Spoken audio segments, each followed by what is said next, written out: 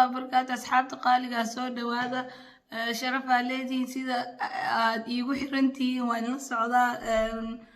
أصحاب تعصب سعيدة إني سودا وينا سودا وهذا كوي هرنا شرف عليدين وأنا سلامة مروة قرب عالسينو ما أنتوا حيدين ولا قصة دب waxay noo faahfaahi doonto qadka si toos ah ugu jirto Safiyo awada taqaaniin oo ayaan horeeyay qisadii kala nooga sheekaysay marka ayada ay noo faahfaahi doonto ayaa warka idinku badin si toos ah waxa ugu jirta qadka Safiyo soo dhawo mar kale assalaamu calaykum adii asxaabtaada waan in salaamayaa qaali waa dhawahay ما شاء الله ما أنت قصدي أنه بشيء كينيسو بل سيدا أصحابتي إذا هم مقلاني أوكي قصة عمرت وحواي قصة هذا كور قصة وحال إلى هذا نكي بحال كراعي آل إلى قصة مركا وحانا وغشي كيسي قصة ninkaas qisadu ku dhacday walaashiis ayaa nooga sheekaysay qisada muddo hore ayay ahayd laakiin aniga markay nooga sheekaynayso hadda waxa ka soo wareegata adiga dhowr sano ka soo wareegata marka laakiin qisadu markay dhacday waa mar hore oo muddo dhow ma aha tiri nin walaalkay ah oo micni la dhashay ninkii naag way wada dhasheen ayaa waxay dhahday waddanka Soomaaliya meel kamid ah ay ku noolaayeen laakiin markay meeshii ay ku dhasheen ma aha meesha ay yani kashay markaas ay joogto ayada si fiican marka waxay tiri ninka walaalkay ah wuxuu noqday dhahday nin yani barigii hore ma jirinin taleefanada iyo taararka iyo waxyaalahaas midna ma jirinin ninka waa weynay dhahday صح dadka micnimihii waxay ku noolaayeen meelaha miyiga ah ama sidoo kale sida u taqaaniin baadiyaha laakiin ninkan wuxuu soo galay magaalo صح wuxuu noqday shaqadiisa adigu ma garanayo ma askari uu noqday ma garanayo laakiin markii dambe bardu wuxuu ku dambeeyay ninku inuu noqdo nimanka maraakiibta ka shaqeeya mafaanti si fiican maraakiibta uu ka shaqeyn jiray hadba meel adigu maraakiibtaas uu saaray ayaa markabkii uu saaray ayaa halaabay dunida meel kamid ah adigu anuu ma Asia ma Afrika ma garanayo uu ku halaabay si fiican markuu ku halaabay markabkii wuxuu sameeyay wuxuu yiri muddo markabkii uu degay aqir kalaam say u saarayeen dadkii uu degay markuu degay qof walba wuxuu yiri suu naftiisa ku badbaadsan karo macni dadkii asoo ninkii asagoo un baa ka hadli doona markii dambe ayuu wuxuu sameeyay muddo wuxuu sameeyay inuu dabaasho isku dayay dabaasho qofka hadduu soo wuxuu cunaysa ama arnajihaysan oo badna ku jiro waxa waa qatartiisu waa badantaa Soomaa si fiican muddo markii aan dabaalanayay ayaan anigu macni waxaan isku qadimay oo yiri intaas soo barina aan ku jiro meesha oo in badan aan ku jiray ayaan waxaan go'aansaday yiri inaan meel ay naftu iiga dhacdo ilaa ay naftu iga dhacayso aan iska socdo inta tabartayda aan dabaasho صح ilaahay amarkiisu wuxuu ku soo aaday qofku meeshuu ku badbaadaya ilaahay baa garanaaye noloshiisa ilaahay baa garanaya qof kasta meeshuu ku badbaadaya waxaan ku soo aaday yiri meel biyo kala bayraan oo macni bad qofkii fahmi kare badaha dhexdooda meel waxa ku jirta buur ah oo biyo ku kala bayraan صح meeshii biyo ku kala bayrayeen ayaa wuxuu yiri ku gurguurta nafna ma hayo وقف تعبان أيه مدة أيام ويري ماشي عن قرعة ويري ماش وحن عن صدق يري ماشي عن إنام يعني نفطه يقرأ هذا وعن كل كيريو ذا إلا ما ألقى الورقة غير ما بيقان ملك استوابط صح ماشي عن ويري سكتشوي يعني مركي عن ماشي كسر عي وعيد هيدو بيها كوكلا بيري عن قرعة يودي ayaan miirkayga tagay haye muddo ayaan meesha ku suuxsanaay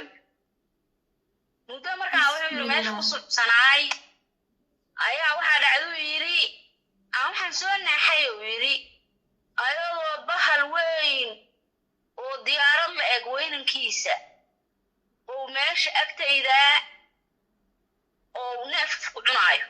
neef geela oo soo qaadayba bisinka haye waxbaa ku nool moogtahay si fiican qisada yaaba neef geela oo soo qaaday wuxuu yidhi neefkii oo cunay ani waan fiirinayaa u dhahay suu cunaayay wuu dhacay uu yidhi mani waa seexda wuu dhacay meeshii aan wuxuu ku gurguurtay anigana wuxuu yidhi hilibkiiyan soo cunay ilaa naf kale ma haysta ninka moogta sax wuu soo cunay uu yidhi ilaahay amarkiisa waan cunay ani meeshaydaan kusoo gurguurta u dhaha wixii aan ka cuni kara inta ka cunay aan meesha kusoo gurguurta u dhaha isagana waan seexda u dhaha marka bahalka dadka ma cuna miya maxaa ma cunaaye dad muxuu u yaqaanaa qofku wuxuu leeyahay tuka camal ma cunaaye wuxuu cunaa neef geel uu cunaa bahalkan uu soo qaadaaba okay dadka wax lama ahan sababa lama aha dade nin geel soo qaad marka wuxuu dhahay ilaahay amarkiis 3 maalmood markuu meesha ku qado oo wilibkaas cunaayo micnii uu jiifo meesha oo maalinta saddexaad haddana tagaahu uu dhamaado micnii uu dhaqaajinaa haddana markuu kacaayo uu qaylinaa u dhaha qaylada ka yeeraysa micnii matoorada dhana u wadaa wiil bismillah haddana cabaar markuu iga maqnaay adigu muddo saacada uu iga maqnaayay aduu aba intay dhantaa ma garanayo ayuu wuxuu yidhi haddana neef kale bab soo siiye soo dhig sax aniga dee meeshaas wuxuu yidhi ilbaaba iga baxda soo maaha sidii marka uu cuno oo isaguna wuxuu yidhi aniga tartiibteeda inta u tagan aniguna cunaa uu yidhi aduu dhowr neef markuu halkaas kula cunay uu la noolaaday bahalkii agtiisa ku noolaaday ninkan niyadaydaan ka shaqaysiiyo uu yidhi waa in aad adigana nin bahalkaana meesha uu xoolaha ka soo qaaday waa meesha biriga kuugu dhow ilaa ninkaan bad meel kastaa baday ka jirta waa meesha biriga kuugu dhow alla ilahe bahalkan waa sida si kale uga baxana male waa inaad bahalkaan raacdid bismillah waa adduunyo kale bahalkan wuxuu yidhi markuu rabo inuu kaco uu qaylinaa uu fahma ninkaan wuxuu yidhi way qaylinaa intuu qaylinaaye ayaa wuxuu yidhi meesha maaragta madaxa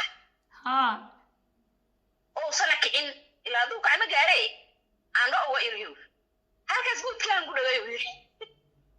haye wuxuu yidhi bahalkii waan raaca ninki waan raacay uu yidhi markii aan raacay wuxuu yidhi wuu duulay waan raacay ilaahay amarkiis waxaanba u tagnay uu yidhi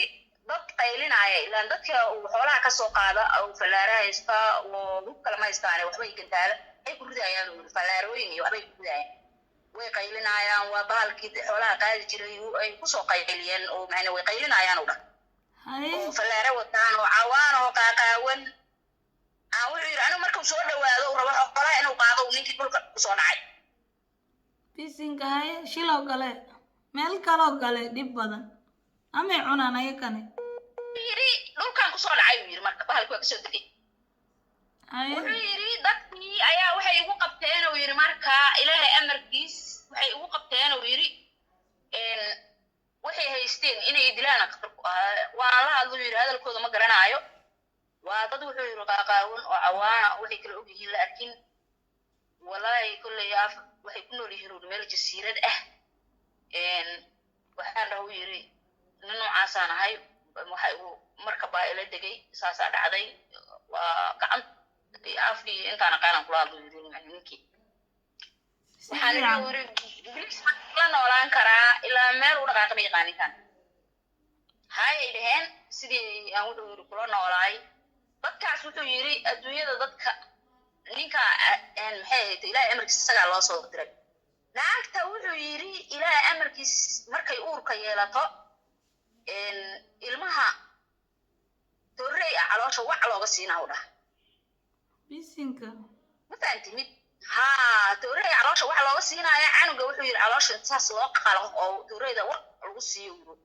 saas loogu jeexo ayaa canuga laga soo saarayaa u dhaha markii laga soo saaro ayadu way dhimaneen ilaa waxay ku noolaata male dhaktar male naag dhasha ma yaqaaniin uu dhahay naagahooda dhan way dhimanayaan u dhahay canugaas dil laga soo saaro way dhimanayaan bismillah naag caadi u dhashay ma yaqaaniin muddo wuxuu yidhi adiga ayaa haddii aan la noolaay ayaa waxaan dhow yidhi war naagaha idinka baaba'aayo oo sida naagu ugu galaysiin sidaas ma ahan oo xoogaana wuxuu fahmay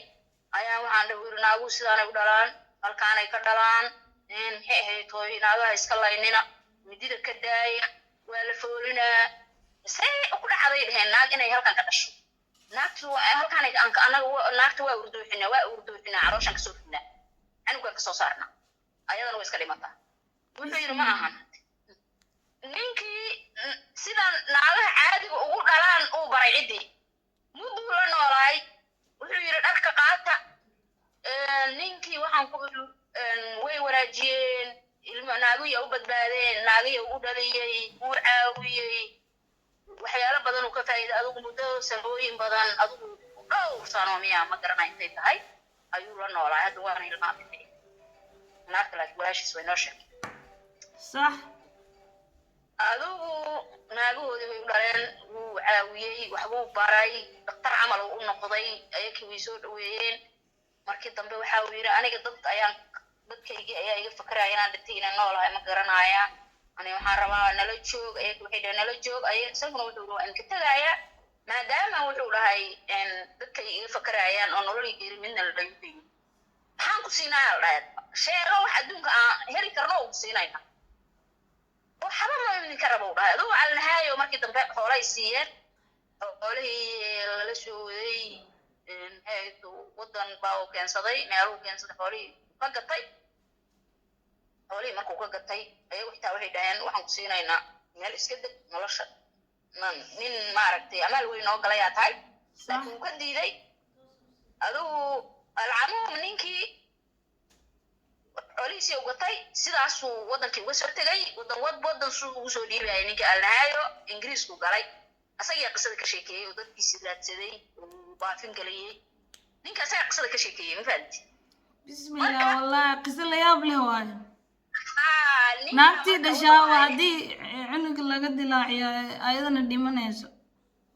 ma yaqaaniin uu dhahay naagaha caadiga naagta olata maba kasaayaan naagta caynkaas baba loo dhalay canuga looga soo saaray waa lagu dooxina u dha ayadana way dhimanay canugaas bisa ala badbaadina u dha naagasta markii wuxuu yidhi ilaahay amarkiisa la guursanaayo oy uur yeelato way iska ooyayaan u dhahay naagaha nolosheena intaasay ku dhan tahay leeyihiin nolol dambe nooma taalla maxaa yeelay naagta markii la guursanaayo ooyin bilaabeeba haddaan uur yeesho waa ii dhamaatay leeda anugu ninkaas dadkaas ilaahay baa u diray asagana ilaahay bahala uu soo diray mafahantay sheekada yaabay leedahay asigana ilaaha badbaadiyey ilaahay bahal uu soo diray ku badbaadiyo asagana qoonkaasaa loo diray waxyaalo badan uu fahansiiyey inay dharka qaataan inay saas ilmaagahooda u dharsadaan in waxyaalo badan uu u faa'iiday ninkaas soomaaliga ahay ka waran marka wallaahi bilaa adduunyada wax kastaa waxbaa dhaca oqolaa wax laguu soo dhiibaa mafahantay qisada intaasay ku eg tahay waana idin salaamaya adi asxaabtaadaba aad iyo aad baa idin salaamaya marka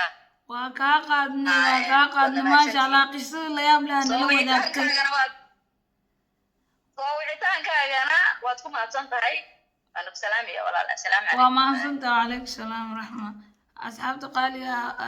ujeediin qiso la yaab leh ahayd maasha allah haddaan ugu cusubtahay subscribe-ka like dhac noogu siiya insha allah haddaa qiso